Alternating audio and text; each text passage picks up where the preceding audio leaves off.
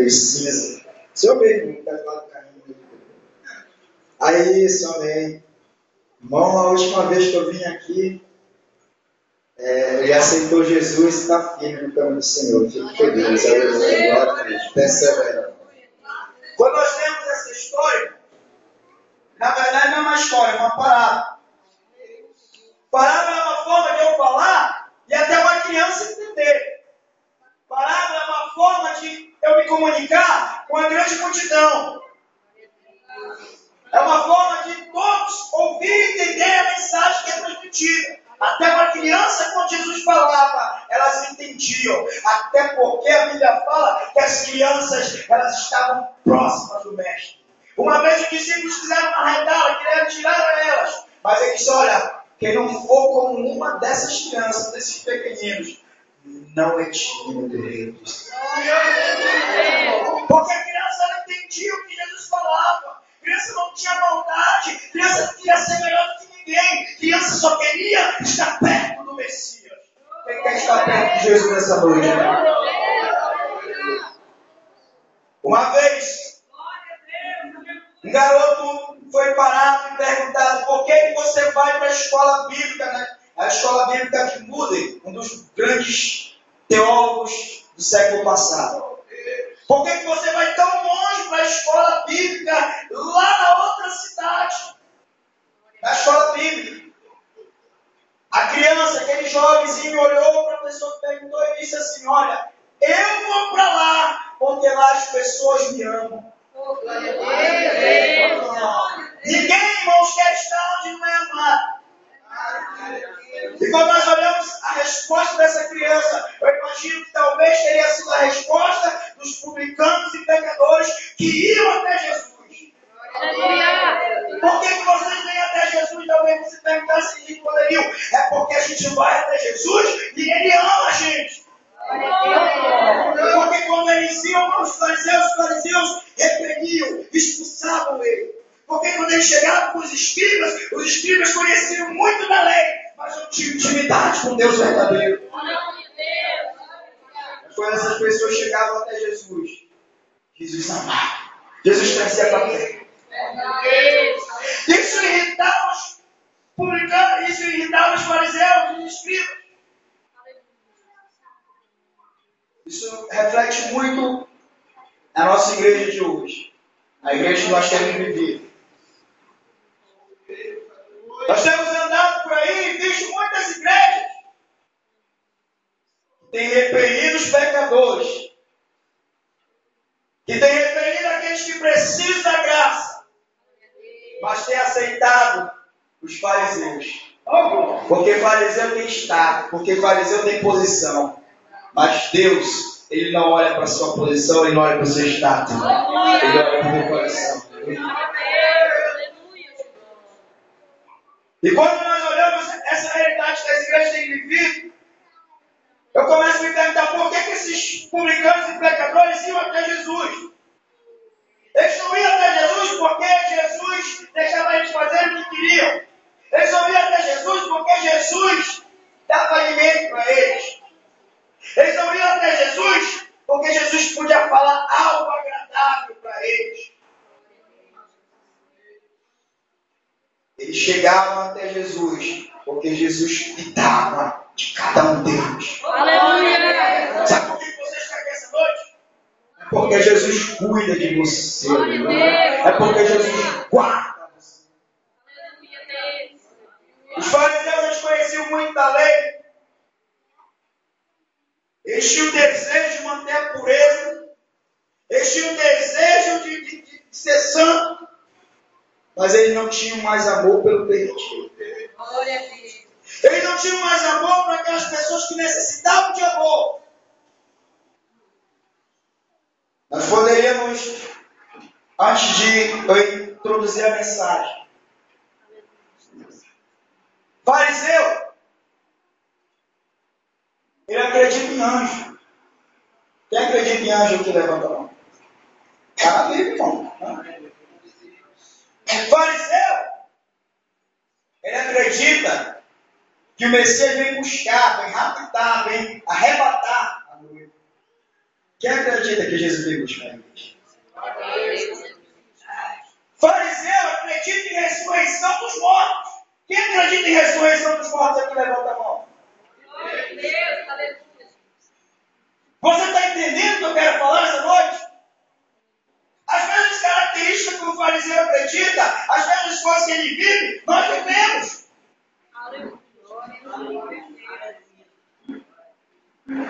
E Jesus, ele começa a falar essa palavra e ela se resume em 3 palavras. Essas 3 palavras que eu acabei de ler aqui.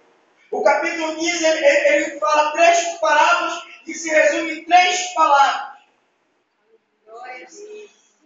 Pedido, encontro e alegria. Aleluia, Deus. Jesus, quando ele começa a falar essas palavras, ele está refutando a murmuração dos fariseus. Ele está refutando a forma como os fariseus estavam falando com eles. Os fariseus olhavam para Jesus e diziam: como é que pode eles andar junto com essas pessoas? Mas agora isso é inaceitável. Agora ele senta com aqueles pecadores e come com eles. Sabe por que os fariseus estavam falando isso? Sabe por que os fariseus estavam questionando, indagando isso? É porque toda vez que você chama uma pessoa, toda vez que um judeu chamava uma pessoa para sentar em sua mesa, os judeus estavam fazendo isso. Eles estavam fazendo uma aliança com aquela pessoa. Os judeus estavam olhando para Jesus e dizendo: como é que ele pode fazer aliança com pecadores? Eles não entendiam isso. E Jesus então começa a falar a parábola. Jesus começa a falar de uma forma que as crianças entendam. Glória a Deus. Que os homens possam entender. E que chame a atenção das mulheres que estavam ali.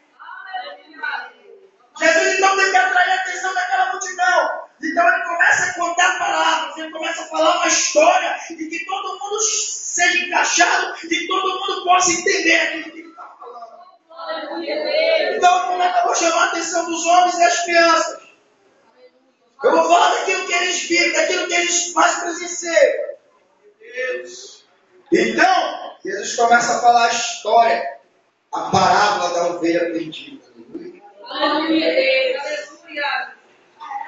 O que é interessante na parábola da ovelha perdida é que a ovelha que se perde é uma ovelha que se desgarrou do bando. É uma ovelha que não tem senso de direção. Glória a Deus. A ovelha que se perdeu, ela sai, se perde do bando e não sabe mais voltar. Tem muita gente assim. Que anda com o bando, mas de repente perde o caminho e não sabe mais voltar. Mas só que o pastor, a Bíblia diz que dá vida pelas ovelhas. Aleluia. A Bíblia fala que Isaías profetiza assim, Isaías 56:3, diz que todos andávamos desgarrados, todos andávamos sem direção. Todos, inclusive os fariseus. Eles não entendiam mais isso. E Jesus então começa a contar a palavra e diz: olha, a ovelha ela saiu perdida. Qual de vocês? Esse perdeu uma ovelha, não vai atrás. Sabe por que o pastor ia atrás daquela ovelha? O pastor ia atrás daquela ovelha porque se ele não achasse aquela ovelha, se ele não provasse que aquela ovelha tinha sido devorada por um animal feroz, ele ia sentir no bolso. Ele tinha que pagar por aquela ovelha.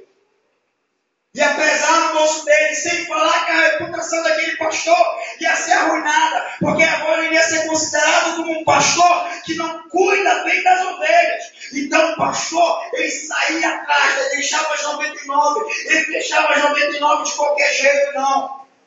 Ele chamava um pastor amigo dele: olha, eu vou te pagar para você cuidar bem dessas ovelhas, para você guardar e proteger enquanto eu vou atrás daquela ovelha que eu perdi. Quando ele encontrava a ovelha, talvez você tenha algum momento da sua vida saído, perdido a direção, e você ficou ferido, você ficou machucado. Não tem problema, o pastor vai atrás de você. Eu não posso vir, pastor, porque minha perna, a ovelha está ferida. Não tem problema, Ele vai te colocar no ombro. Ele vai trazer você de volta para o rebanho. Ele vai cuidar de você. Quem crê nisso que Deus vai fazer isso na tua vida, Ele vai cuidar de você. Ele vai te trazer de volta. Agora a ovelha ela está no rebanho de novo. Sabe o que o pastor faz? Ele se alegra. Ele chama os amigos. Por quê? Porque agora ele encontrou aquilo que ele havia perdido. E Jesus começa a falar isso. Jesus então agora quer chamar a atenção das mulheres. Como é que eu chamo a atenção das mulheres? Vou falar aquilo que as mulheres querem ouvir. Gosto de ouvir. Que elas entendam. E Jesus então fala que havia uma mulher que tinha 10 dracmas. Ela perdeu o mundo. E o interessante, irmãos, que quando a mulher judia casava, ela colocava um diadema na cabeça e era enfeitado e tinha umas moedinhas. Na verdade, são 10 moedas. E essas 10 moedas significa que aquela mulher agora é uma mulher casada. É uma mulher que tem responsabilidade, uma mulher agora que cuida bem do seu lar. Você está entendendo o que Jesus está contando, o que Jesus está falando? Que agora aquela mulher está enrascada, está em apuros. Porque ela perdeu uma moedinha. Agora não é uma mulher mais que cuida bem da própria casa. Agora não é uma mulher mais sábia. A casa da Palestina, elas são escuras, elas não têm janela. E quando aquela mulher perde, a Bíblia diz que ela sente uma lamparina. E ela começa a varrer, começa a procurar em cada canto da casa. Sabe o que é que eu entendo e busco isso? Tem muita gente que está perdido dentro da própria casa. Tem muita gente que está perdido e não consegue ver. Aquelas moedas que aquela mulher colocava, aquele adorno, ela tinha uma esfinge, uma marca, uma característica. Assim como você pega a sua moeda de R$1, tem lá o selo, tem lá o coração. Creio que aquela moeda, aquela mulher também tinha. E quando às vezes nós nos perdemos dentro da própria casa, nós nos perdemos dentro da nossa própria família, dentro da igreja. Sabe o que acontece? Quando o homem é perdido, ele é abandonado, ele é esquecido pelo pecado. E aquela moeda, ela fica cheia de poeira, aquela moeda, ela fica manchada, aquela moeda, ela perde aquela característica. Mas Jesus, ele veio fazer você encontrar a moeda que você havia perdido. E quando você encontra a moeda, sabe o que ele faz? Você encontra a moeda e você limpa a moeda, ele limpa a moeda. E agora você começa a aparecer a marca que você tinha desde o início. A marca de Deus sobre a tua vida. Tem muita gente que precisa ser marcado por Deus. Quem quer ser marcado por Ele novamente? Levanta a mão agora. Mas Jesus está contando essa palavra para as pessoas que estão próximas dele. Os publicanos ouvindo, os pecadores ouvindo, e os fariseus ouvindo. Agora eu preciso falar para os fariseus. Jesus fala assim, olha, tinha um homem que tinha 2 filhos. Os fariseus começam a prestar atenção. Jesus fala, o mais novo pediu a sua parte da herança.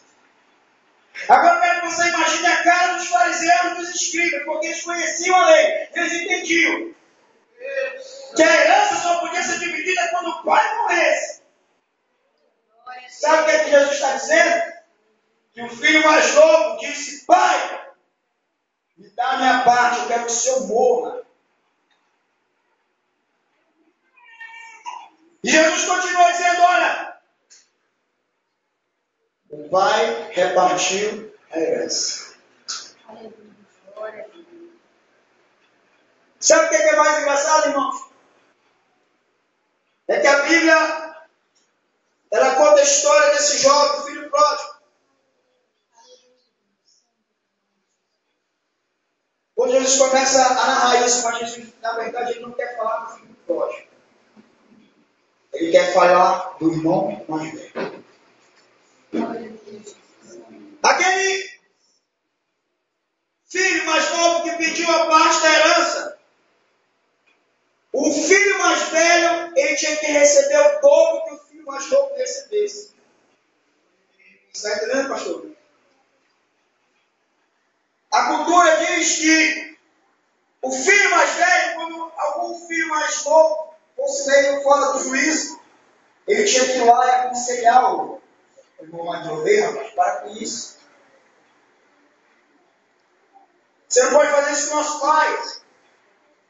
Mas o irmão mais velho não fez nada disso. O irmão mais velho não se manifestou em nada. Pelo contrário, ele recebeu 2 vezes mais que o irmão mais novo. E o irmão mais novo, então, certo que ele juntou tudo e foi embora. Diz a Bíblia que ele foi para um outro país, um lugar bem longe. Ou seja, ele queria se desligar de tudo. Ele queria se desligar do seu pai. É assim eu e você quando queremos pecar. A gente vai bem para longe. E esquece de desligar de Deus totalmente. Só que a Bíblia fala que esse jovem, quando ele foi, ele era um jovem esbanjador. Ele gastou tudo. E como muitas peças a gente faz, a gente pensa que ele gastou com prostituição, com bebida, não. Ele era um jovem que gastava tudo absolutamente, ou seja, ele pegava e ia comprando tudo, ia pagando tudo, mas não pensava o que ele fazia com o dinheiro. É igual você quando recebe o cartão de crédito. Na primeira semana já está estourado o limite, não sabe nem se vai dar para pagar. Esse jovem ele gastou tudo, por azar naquele país, veio uma grande fome. E agora ele sem nada.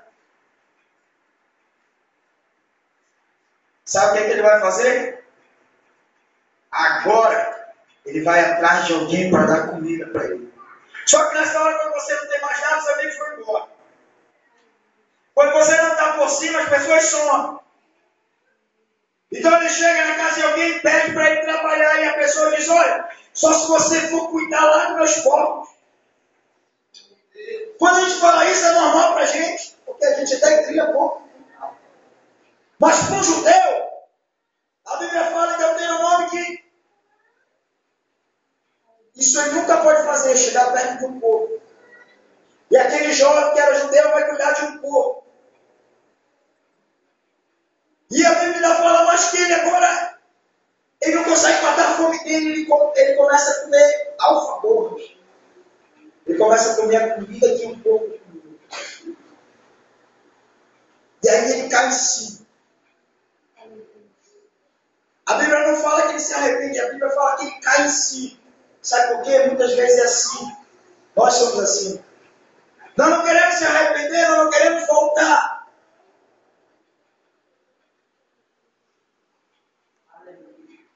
A gente cai em si. Quando você compra um carro, se você comprar um carro e esse carro com medo de bater o motor, aí você vai, meu Deus, tudo isso. Mas você não se arrependeu, você caiu em si daquilo que você tem feito. E foi a mesma coisa que esse filho fez. Ele disse,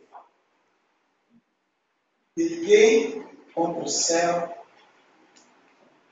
contra ti. Ele começa a imaginar e dizer assim, eu vou chegar lá com meu pai e cair em si. Ele disse, eu vou chegar lá com meu pai e vou dizer assim para ele, pai, eu pequei contra Deus, pequei contra ti, eu já não sou digno de ser chamado teu filho. Agora, faze como um de Deus empregado. Eu não quero, pai, que tu seja mais meu pai. Eu quero só que tu seja teu empregado. Eu quero só ter uma comida, eu quero só ter dinheiro. Ele armou um plano para ele chegar de novo com o pai dele e falar isso.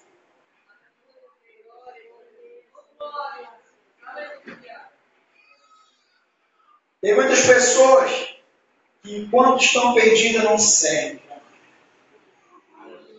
Assim como a ovelha perdida não servia para o pastor, assim como a moeda perdida não servia.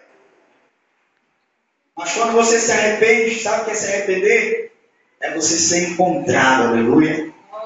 Deixa eu ver aqueles que Deus encontrou aqui essa noite. Quando você encontrar, você volta para o negócio. Quando você encontrar, você volta para o lugar onde não era para você ter saído.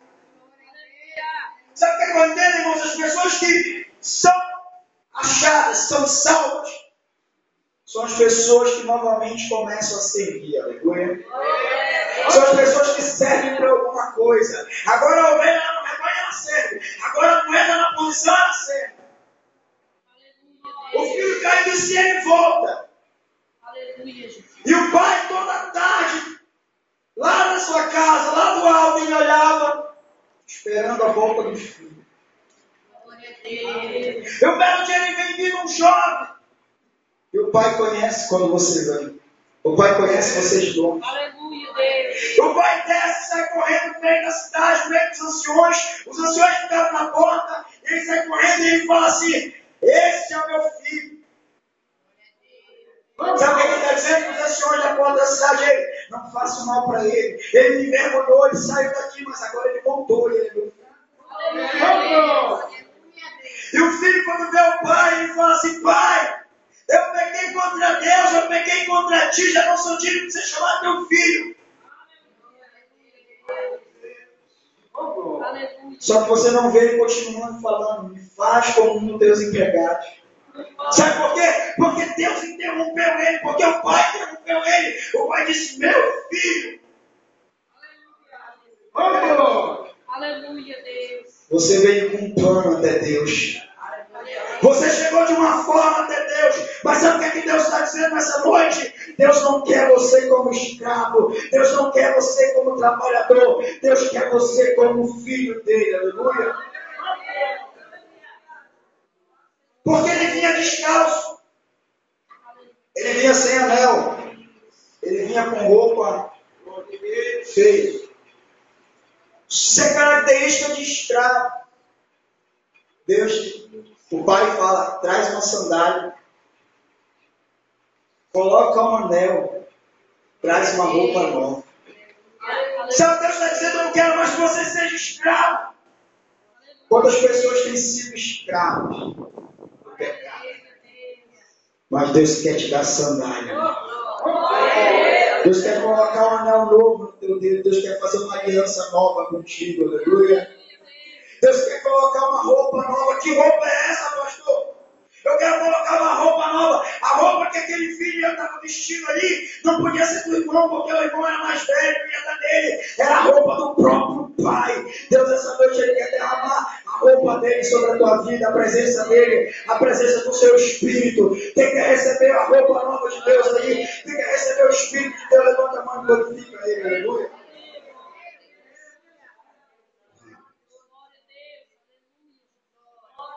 Agora aquele filho, o seu plano acabou. Ele está sem chão, ele não sabe mais o que fazer. O pai disse: pega o melhor novilho. Vamos fazer uma festa.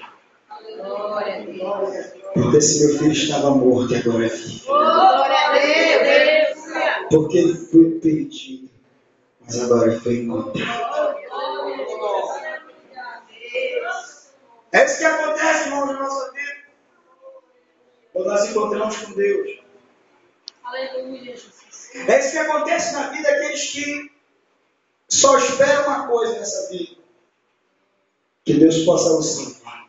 Aleluia. Talvez você chegou hoje aqui fugindo da crise, fugindo do inimigo. Talvez você veio hoje igual Jacó, sem nada, sem esperança. Talvez você vagou no deserto e você só encontrou uma pedra. Na escuridão do deserto, frio, você encontrou uma pedra, muitos iam desistir, iam parar ali. Mas Jacó só levou consigo 3 coisas: um pedaço de pão, um pouco de água e um resto de azeite. Toda pessoa tinha que andar com isso, todo judeu tem que andar com isso: um pedaço de pão, um pouco de água e um resto de azeite. Pão para matar a fome do povo, água para se hidratar, azeite ele não podia comer, porque se ele comesse ele morria. Se ele não podia comer o azeite, ele tinha que fazer o que com o azeite, Jacó? Jacó pegou aquela pedra e derramou azeite sobre ela. E ele diz, quando ele derrama sobre aquela pedra, essa pedra vai ser um altar, vai ser um marco na minha vida. Glória a Deus, aleluia. Jacó continua a viagem, presta atenção no que Deus está falando para você essa noite.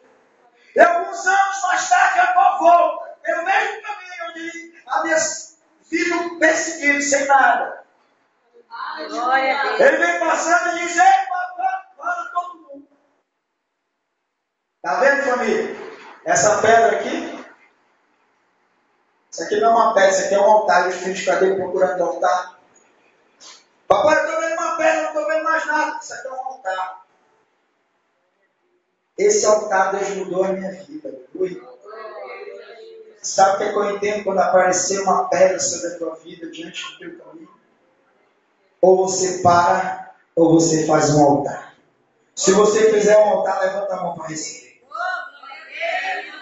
Voltar da pedra para trás é o teu passado. Mas do altar para frente é o teu futuro. E você, quando voltar de novo por ele, você vai voltar abençoado em nome de Jesus. Aleluia. Foi isso que aconteceu na vida dele. Tem muita gente que tem parado na pedra e não sabe o que fazer. Quando eu olho aquele jovem voltando agora, todos se alegrando lá, a Bíblia agora introduz o filho mais velho. A Bíblia diz que ele vem de longe, ele ouve o barulho, ele ouve o som. E ele chama dos céus e pergunta: o que está acontecendo? O teu pai está fazendo uma grande festa porque o teu irmão voltou. Glória a Deus. Aleluia. E aí todo mundo da festa para.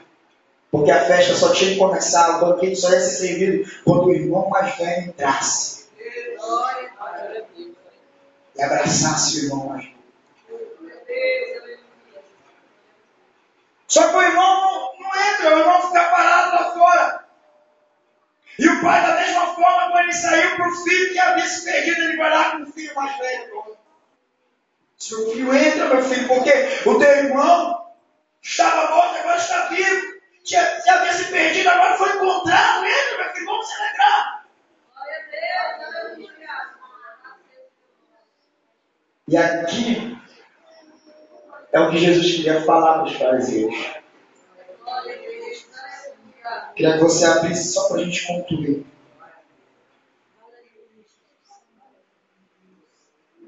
Verso 26. Ele disse assim: chamou um dos seus criados e perguntou o que era aquilo. E ele informou: veio teu irmão e teu pai mandou matar um novilho cevado, melhor novilho, porque o recuperou com saúde. Ele se indignou e não queria entrar. Saindo, porém, o pai procurava conciliá-lo. Mas ele respondeu ao seu pai: há tantos anos tenho te servido sem jamais transgredir a ordem tua. E nunca me deste um cabrito sequer para se alegrar com meus irmãos. Aleluia. Vindo, porém, este teu filho, olha o que ele fala, este teu filho. Ele já não considerava mais ele como irmão. E aqui ele acrescenta algo que o irmão não fez. Tu desperdiçou todos os bens com meretrizes. Tu mandas matar para ele um novilho cevado, o melhor novilho. Aquele novilho que era feito guardado para ocasiões especiais. Então lhe respondeu o pai: meu filho. Aqui Deus está entrando de novo com amor. Que Deus está novamente falando com ele com amor. Glória a Deus, aleluia. Meu filho,